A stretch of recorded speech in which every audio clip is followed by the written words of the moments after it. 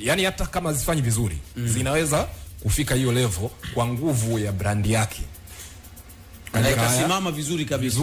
Yani ile dhana kwamba lazima awepo mfadhili ambaye anatoa fedha unregulated ili hizi klabu zifanikiwe ni dhana ya kizamani ambayo inawasaidia actually hawa matajiri, kwa sababu kuna benefits zingine ambazo wanazipata kwenye hizi klabu ambayo sisi wengine hatuijui. Kwa hiyo wao wana survive kwa kutengeneza perception kwamba naomba niongeze kitu hapo.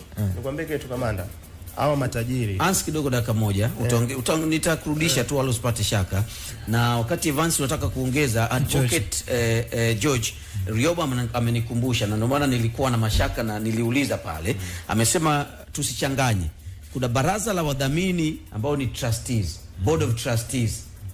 Sio ya bodi wa kurugenzi ndio wanamiliki zile nani. Ni ibara ya 38 ya katiba ya Simba ambayo inawazungumzia wanaomiliki zile mali za club. Sawa kwa hiyo sio hii bodi ambayo inaendeshwa na kina Magoli, ni board of trustees, bodi ya wadhamini. Bodi ya wadhamini. Ndio kuja kurekebisha pale. Ulikuja kurekebisha. Hebu ongezea sasa ulichotaka kuongezea ili ansa rudi kwa hawa matajiri. Nataka kusema kitu. Ngoja niseme kitu kimoja. Ndio.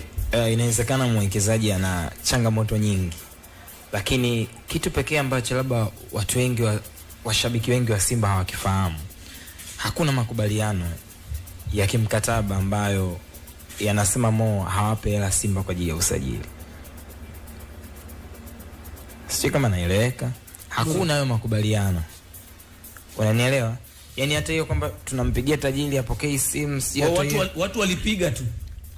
Ngoja nikwambie. No, lakini Magunga, hakuna makubaliano, yes. Lakini makubaliano ni nini?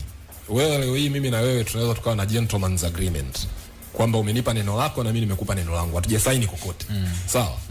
Kama tuna uhusiano wa kibiashara na wewe umetoa neno alafu unakuja unaligeuka just because hatujaandikishana, that's bad faith. Na uwezo kulalamikia pia kwa sababu no, of course siwezi kukulalamikia, lakini hiyo itaathiri tutakavyoishi kwenye huo uhusiano wa kibiashara going forward. Sahihi. Umeelewa? Yani kwa mfano hata hizo hadi kamanda unakuta anasema kwenye kikao cha bodi labda amekutana kikao cha bodi kama mtasajili na Magunga, hifadhi hoja yako usisahau. Sawa, leo hii team sisi hapa ni team Crown Sports.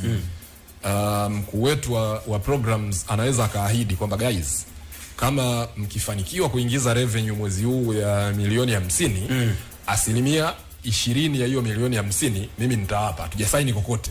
Mfano sports watu tuna haki ya kulalamika. Tunayo haki ya kulalamika. Ameahidi. Kwa sababu ameahidi. Yani na hiyo lakini tukienda mahakamani